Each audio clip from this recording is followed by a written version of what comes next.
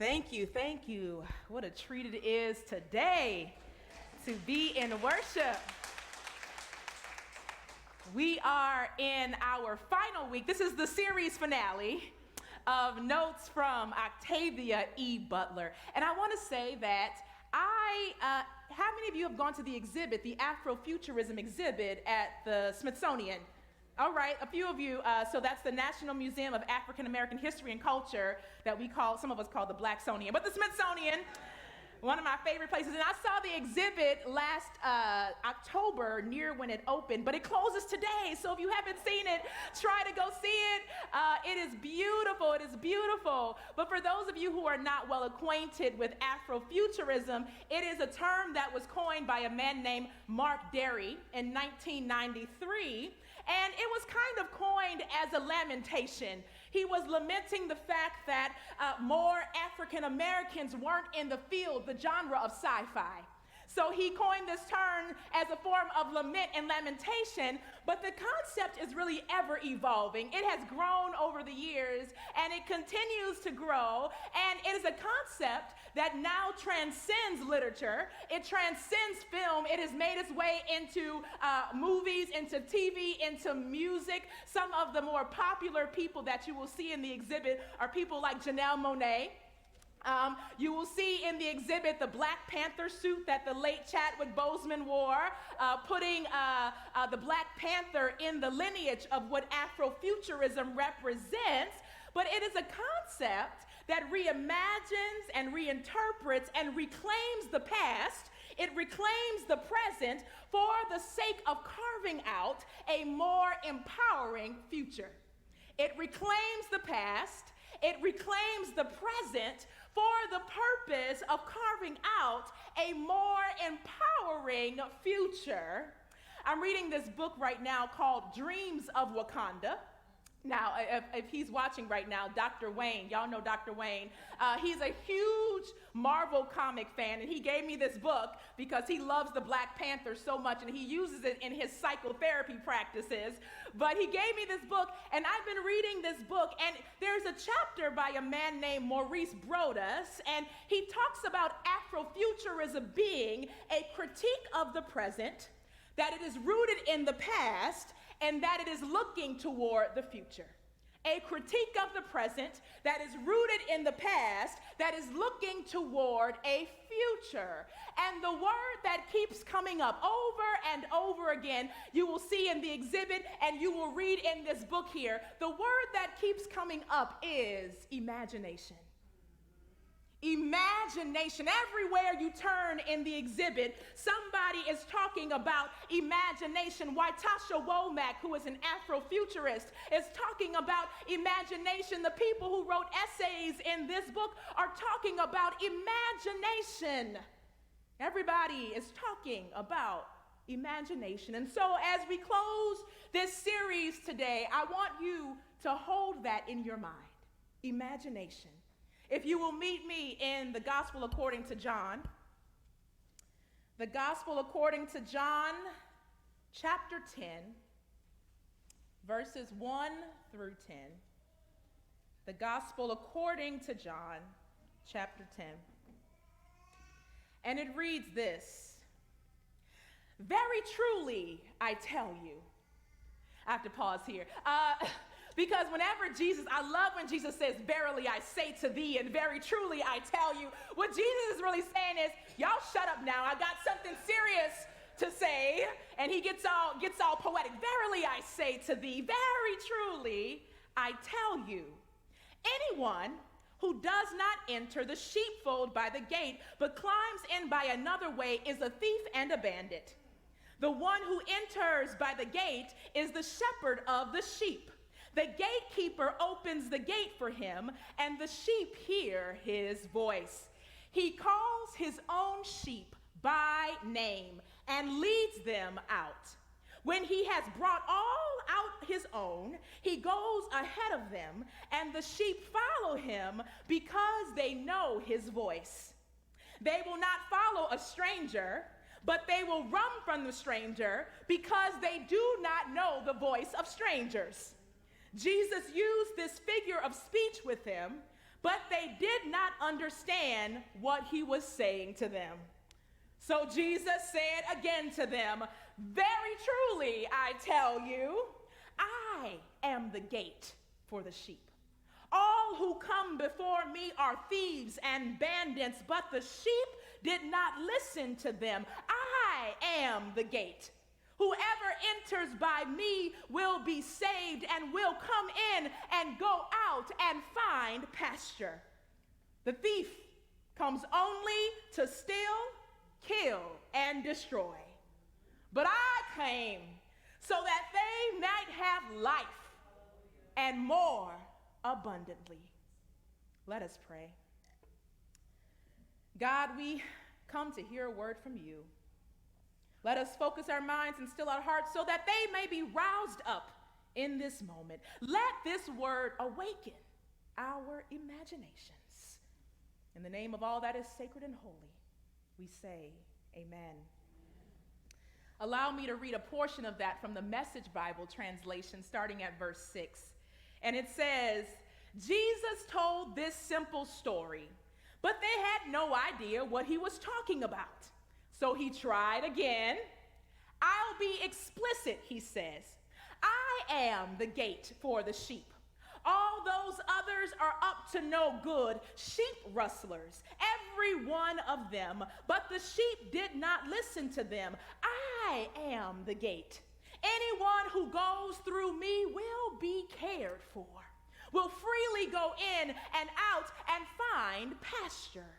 A thief is only there to steal, kill, and destroy. I came so that they have real and eternal life, more and better life than they ever dreamed of." I'm a dreamer. Any dreamers out there? There's a few of y'all. All right.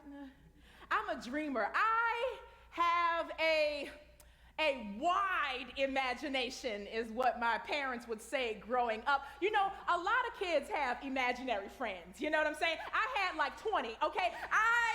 I'm a dreamer. I have always had an imagination. And I didn't just have an imaginary friend. I had whole imaginary worlds, imaginary universes. I was creating characters and writing scripts and making conversations, and they were talking to each other. I am a dreamer. I have an imagination, and that is a dangerous thing in this world. As I was talking to Rachel yesterday, our children's minister, I was talking to Rachel, and I said, you know, we live in a world where children start to exercise their imagination, and we say, "Stop that. You're talking too much. You singing too loud. Stop all that coloring outside the lines. You gotta stay in formation." Look how easy it is for us.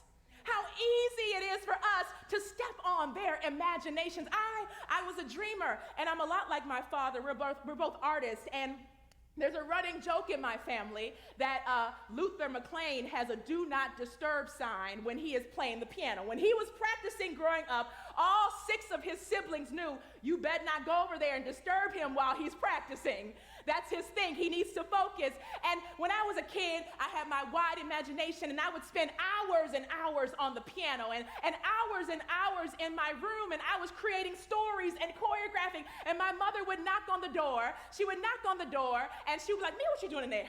Come on out this room. You've been in here all day." And I would say, "Can't you see I'm working?" Now, that was a little aggressive. I was a little aggressive, you know. There's a few times I was about this close to getting knocked upside the head. But I said, she said, "What do you mean?" I said, "Can't you see I'm working?" And what I was trying to say is, can't you see I'm dreaming? Can't you see I am exercising my imagination? I just wanted her to understand that I was exercising my imagination. I was creating worlds, and we live in a society that finds that unacceptable. We live in a society where the mechanisms of society want to put you and your imagination in a box. They don't like imagination. This is why we see a defunding of public schools, and the first thing to get cut is what? Arts programs. No music, no visual art, no drama teacher. Why? Because if you can defund imagination, you can defund possibilities. If you can defund imagination, you can limit people's possibilities. If we can just defund their imagination, then the people won't start a revolution and rise up. Those who have been disenfranchised and those who have been oppressed, they won't have the tools to exercise imagination. I was reading this book, and there's a very popular comic creator by the name of Arvell Jones. And Arvell Jones is a contributor to this book called Dreams of Wakanda. And he talks about being labeled as a nerd as a kid. He was labeled as a nerd, like some of us in here, because he used to come to school with his comic books. And that was a time when that was not cool. He was coming to school when the first Black Panther was in the comic strip. Okay, that was decades ago, and that was not cool.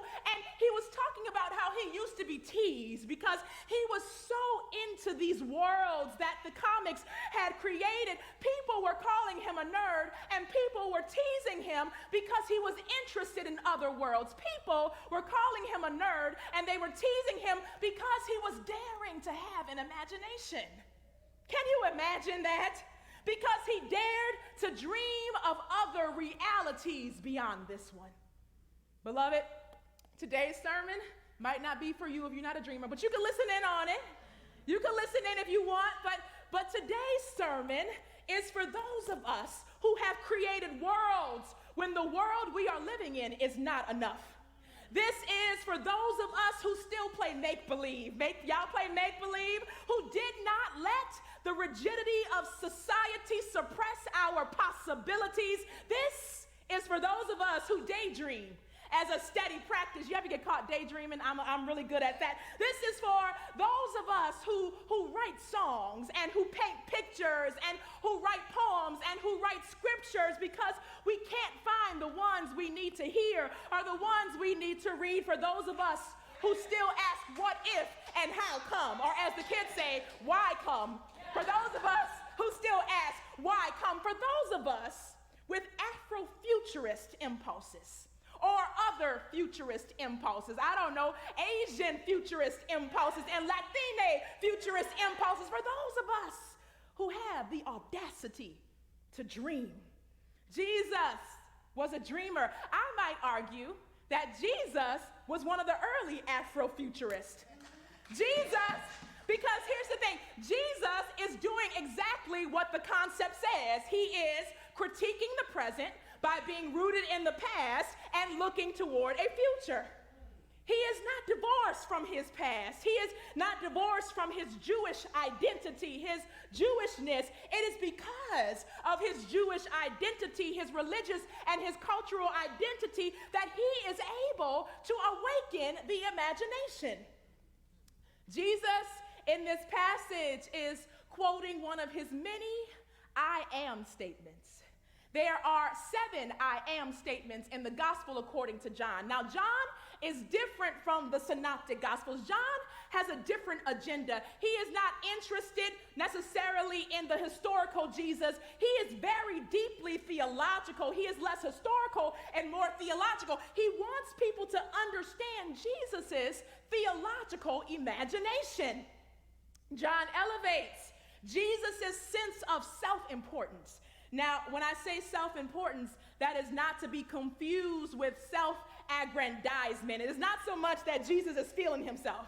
Look how good I am. Look how righteous and holy I am. But that Jesus is intent on offering an alternative to the death-dealing conditions that exist.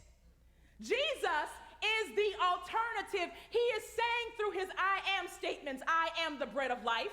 I am way, truth, and life. I am the true vine. Jesus is saying, I am the alternative. I am the alternative.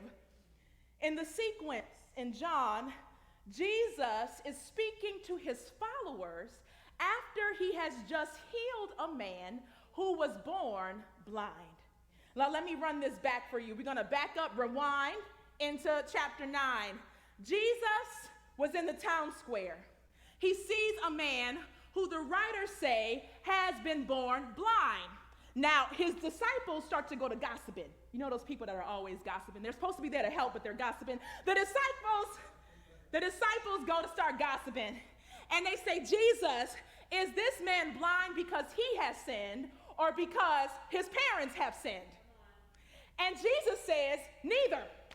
Jesus begins to debunk their theories. They were practicing a theology that said your misfortune in life or your disabilities were connected to something you did wrong. Jesus is saying that's not the case, but I'm going to keep it moving. So Jesus, this is the infamous scene. He puts spit in his hand and he wipes it in the man's eyes. Absolutely disgusting, but we're going to let Jesus go. We're going to let Jesus go, okay? It says he heals the man of his blindness, and it would appear that the story is over. But here come the Pharisees. The Pharisees come because they want to investigate Jesus' healing. They start to say, he can't do that on the Sabbath. They have these rules and these regulations around what healing is supposed to look like and when it is supposed to happen. And Jesus is disrupting that. The Pharisees say to the crowd, this man is not from God because he does not keep the Sabbath. But what they are really saying is that they are gatekeeping healing. Y'all not, okay. They are gatekeeping healing. There are some people and some institutions out there telling you that they are in the business of healing, telling you that they are in the business of liberation, telling you that they are in the business of freedom, but they are actually in the business of gatekeeping. They are in the business of keeping you from getting to the place that you desire to go. There are political leaders who are gatekeeping resolutions for freedom. There are institutions that are gatekeeping transformation. There are pastors. There are pastors who are gatekeeping you from healing. You show up to the church for something you need and they say, not today. They say, we can't help you with that at all. They don't even try to exhaust possibilities. There are religious leaders out there who literally want to keep you from getting to your healing, to your victory, to your liberation, because they are afraid that once you get it, you will abandon them. You will stop tithing. You will stop coming to church. If I set them free, they will stop coming. That's another sermon. They interrogate the man and they interrogate Jesus because they are trying to gatekeep the man from getting to where he is trying to go. And so they go back and forth with the man. They go back and forth with Jesus. They go back and forth with the man's parents. And ultimately, the issue with the Pharisees is that they can't handle Jesus' imagination. They can't handle Jesus' imagination because his imagination disrupts the status quo. Because his imagination disrupts the systems of oppression they have created. His imagination disrupts their gatekeeping.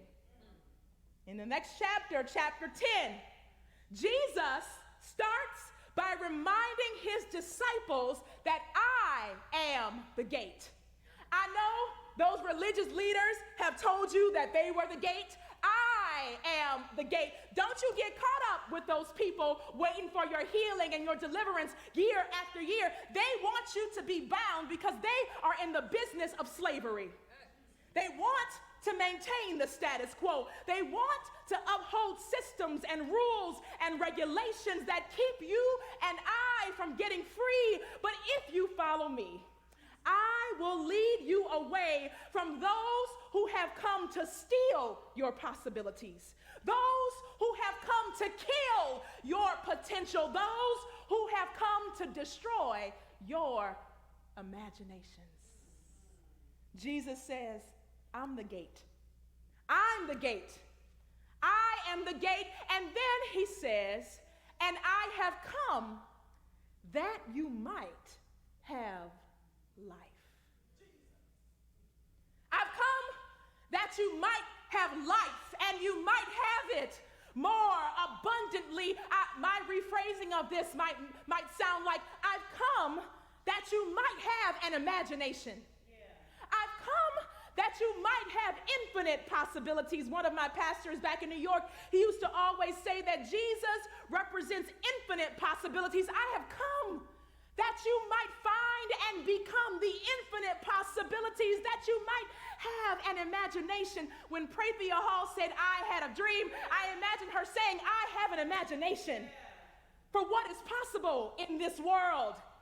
I come that you might have life. I am in the business of life. If you find yourself in places and spaces where people are gleefully proclaiming your death instead of fighting for your life, get out. I have come that you might have life. In the parable of the talents, which is the sequel to the parable of the sower by Octavia Butler, Lauren's daughter, Taylor, is narrating her mother's life. She is weaving her mother's writings with some narration of her own, and she says this of her mother. She says, my mother dreamed of stars. Awake or asleep, she dreamed of these things. That's what she was doing when she was creating her earthseed destiny and her earthseed verses. She was dreaming.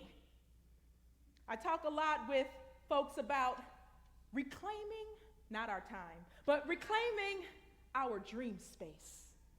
Reclaiming our dream space. And often we think that we need to rest and we need to have lots of time to dream, and that is true. You know, I promote rest. Go home, take a nap. Everybody go take a nap after this. I promote rest. But sometimes your imagination kicks in when you are weary and when you are exhausted and when you are at the end of your rope, and right when you are about to throw in the towel, something awakens inside of you. You start dreaming of what is possible when you are at the end of your rope, when it feels like your back is against the wall. That imagination comes just in the nick of time. And I have to say, you don't need a lot of things to have an imagination.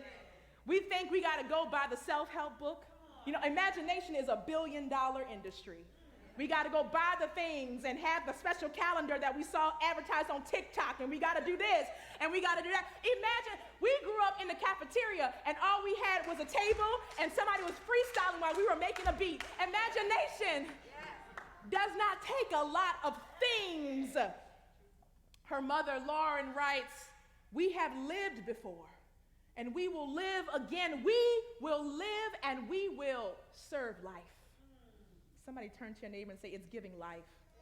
It's giving life. It's rendering life. We are serving life. The category is life. Lauren says, we will serve life. And there's that word again, life. I've come that you might have life. That word again. Perhaps what she is saying is, we will live and we will serve imagination. We will live and we will dream of other worlds, of imminent futures, of healing, of freedom, of infinite possibilities. And as flawed as she might have been, Lauren was in the business of life. She was in the business of life. But there are some things that we have to be careful of. A question that comes up when we are contemplating life is, how do we know that life is on the agenda? How are we able to discern who is serving life and who is serving death? You know, because a wolf comes in sheep's clothing. Okay, there are some people perpetrating out here saying that they are in the business of life. How do we really know that they are in the business of life? I'll take you back to the 10th chapter of John. It says, the gatekeeper opens the gate for him, and the sheep hear his voice. He calls his own sheep by name, and the sheep follow him because they know his voice. I am the gate. Anyone who goes through me will be cared for. They know who is in the business of life because of how they are cared for. Because Jesus calls them by name. Jesus calls them by name.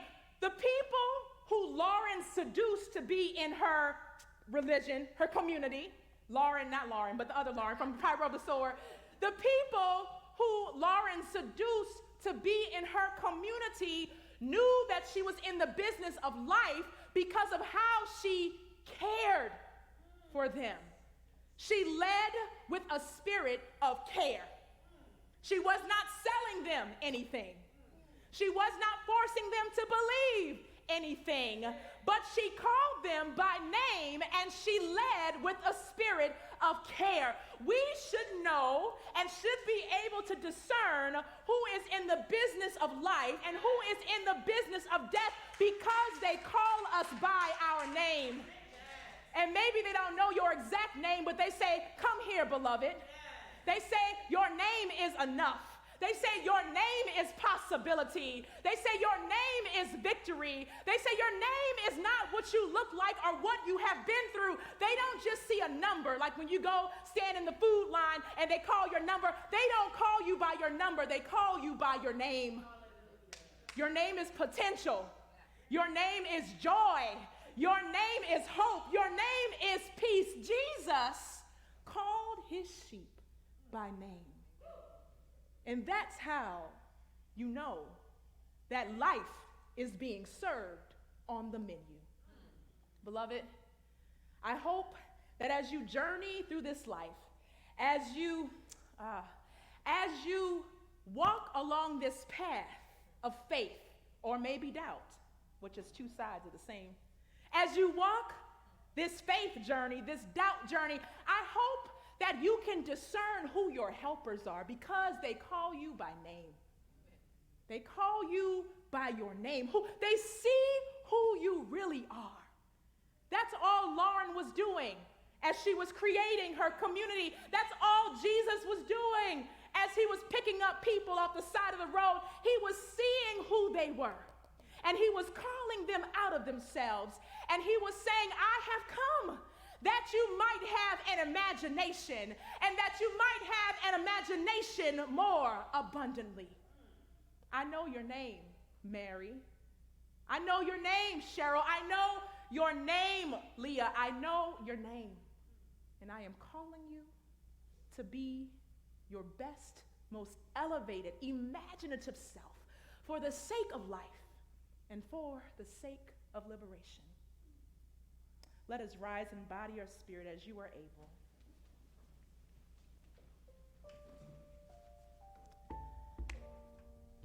There are a few things in the Bible, particularly in the Gospels, that comfort me.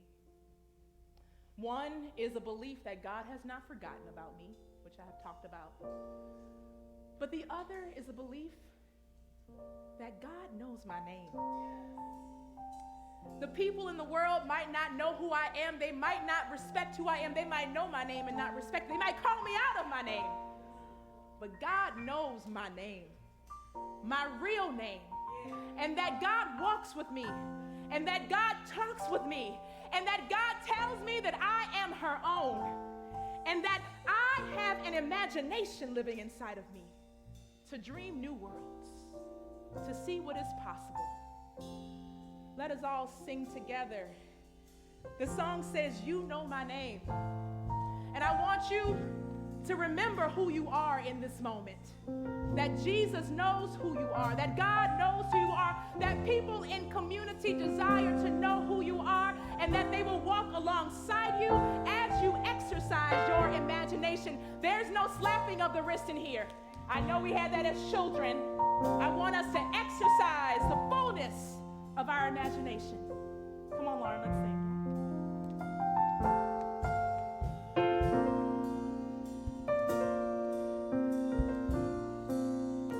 You know my name. We'll all sing together, "You know my name." Say, "You know my name." You know my name. You know